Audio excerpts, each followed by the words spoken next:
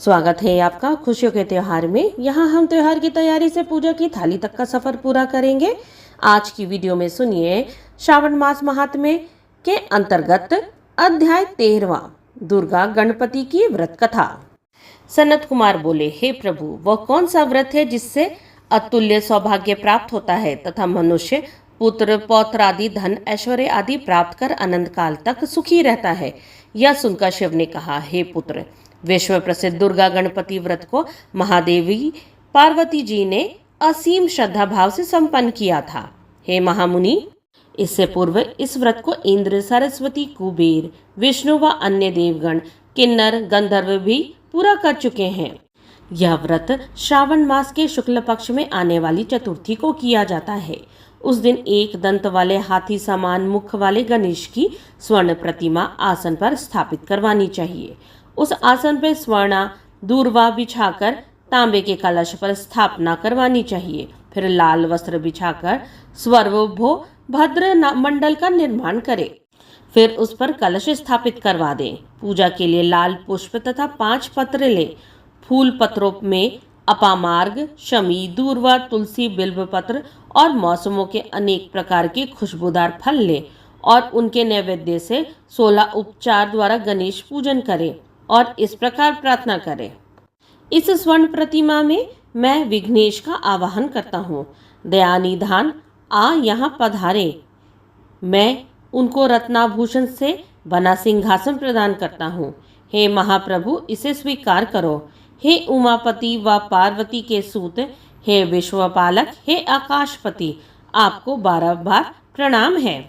आप मेरे दुखों का विनाश करें। यह पाद्य मैं आपको देता हूँ। हे गणेश्वर, हे पार्वती पुत्र, हे वंदनीय, मैं आपको यह अर्घ्य प्रदान करता हूँ। इसे स्वीकार कर ले।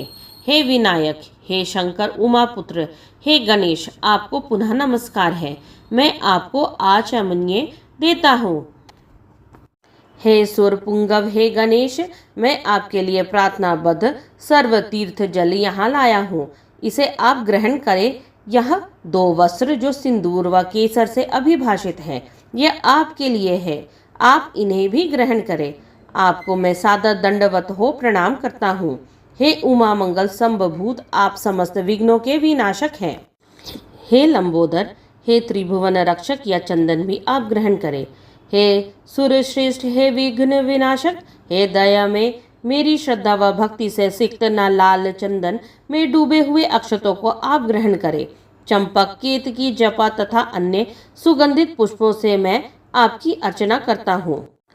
आप मुझ पर अनुग्रहित हो, आप प्रसन्न हो, आप हर्षित हो, मेरी धूप अर्चना ग्रहण करें। लोक कल्याण के लिए आपको दानवों का वधकारक होना है। हे सर्वज्योत प्रकाशक, आप धन्य हैं। गणनाम त्वा वैदिक मंत्र के उच्चारण से मैं आपको लड्डू, चतुर्वेद अन्न और खीर आदि नैवेद्य, कपूर तथा इलायची वाला पान सम्मान सहित मुख में रखने के लिए आपको प्रदान कर रहा हूँ।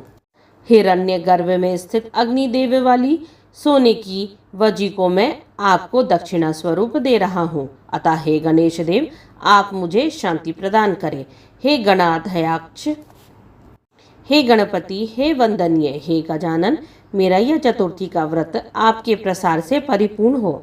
इस तरह अपने धन वैभव के विस्तार के अनुसार विघ्नेश देव गणपति का पूजन करके सामग्री सहित आचार्य के लिए गणाध्यक्ष से संबंधित निम्न अंकित प्रार्थना करें।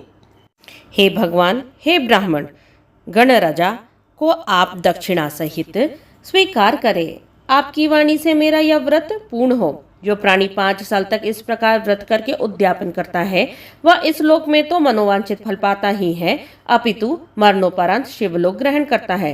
3 वर्ष तक इस व्रत को पूरा करने वाला भी समस्त सिद्धियों को पाने वाला और अंत में वह मरकर मोक्ष पाता है।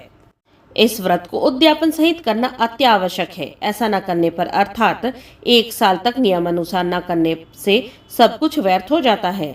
जिस दिन उद्यापन करना हो उस दिन तिल स्नान करना चाहिए। गणेश की 1 पल, आधा पल अथवा चौथाई पल की स्वर्ण प्रतिमा को पंचगन्य से स्नान कराकर दूर्वा द्वारा उसकी अर्चना करें। तब निम्नलिखित मंत्र बोलना चाहिए। हे पतित पावन, हे विनायक, हे उमापुत्र, आपको बारंबार प्रणाम है। हे विनायक, हे जगत पालक, हे मंगलकारी, हे मूषक वाहन, हे महाप्रभु, हे ईश पुत्र, हे अनंत सिद्धिदायक, आपको प्रणाम है। आप हमारी विनती स्वीकार करें। नामों से अलग अलग अर्चना करनी चाहिए। प्रथम दिवस अधिवासन और दूसरे दिन प्रातः ही हवन करें। गृह होम के पश्चात मुख्य होम लड्डू तथा दूर्वा से करें। यह प्रधान होम दूध तथा लड्डू का भी होता है। पूर्णाहुति के पश्चात आचार्य और ब्राह्मणों का पूजन करें। अपनी सामर्थ्य अनुसार ब्राह्मणों का पूजन कर दुधारू गाय दान में दे। इस प्रकार व्रत करने वाला जीव अपने सभी मनोवांछित फल पाता है। शिव बोले, हे वत्स, मैं अपने प्रिय पुत्र गणेश का व्रत करने वाले का हित करता हूँ। मैं उसे इस भूलोक में समस्त रिद्धि सिद्धि प्रदान करता हूँ, क्योंकि वह मुझे तथा उमा को अति प्रिय होता है। अंत में वह मेरे लोक को ही आता है। भूलोक में उसके वंश की वृद्धि होती है। हे सनत कुमार, मैंने तुम्हें दुर्गा गणपति का यह गुप्त व्रत विधि पूर्वक सुनाया है। यह सर्वोत्तम व्रत है। सुख, वंश वृद्धि तथा रिद्धि सिद्धि प्राप्त करने के लिए यह व्रत अवश्य ही करना चाहिए। इस पाठ के श्रवण से क्या फल मिलता है? इस 13वें अध्याय के पाठ श्रवण से गणेश, शिव, पार्वती की कृपा प्राप्त होती है तथा सनत कुमार का वैभव मिलता है। इस प्रकार श्रावण मास महात्म्य के अंतर्गत अध्याय 13वां दुर्गा गणपति की व्रत कथा समाप्त हुई। अगली कथा सुनने के लिए हमारे साथ जुड़े रहें। जाने से पहले कमेंट में ओम नमः शिवाय जरूर लिखें। श्रावण महात्म्य की पूरी 30 कहानी श्रावण महात्म्य प्लेलिस्ट में संग्रहित की हुई है। उससे सुनने के लिए डिस्क्रिप्शन बॉक्स में प्लेलिस्ट की लिंक दी गई है। यहाँ तक बने रहने के लिए आप सबका धन्यवाद। ओम नमः शिवाय।